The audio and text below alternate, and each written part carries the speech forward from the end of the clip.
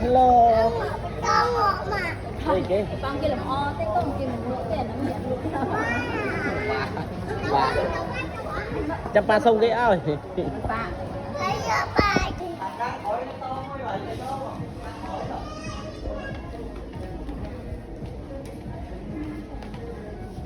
Nè.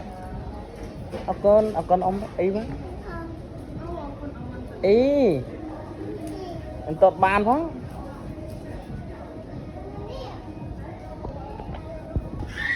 Nó, bạn nó nọt à.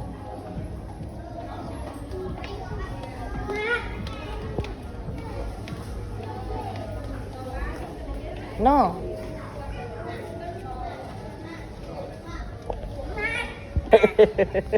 Xong kê. Tao đứng ạ.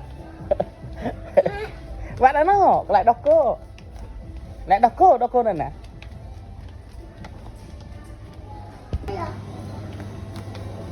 Đọc cô múc.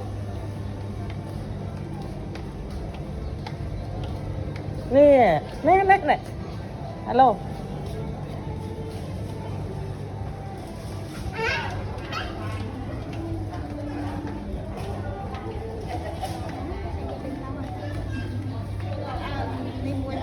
Xong kê ba đồng mùi.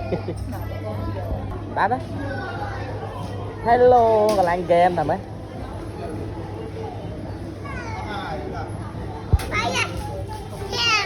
Rồi. Bơ bò thái con giờ ớt. Anh cho đi. Thầy bạn ớt giờ. Lại. Lãng.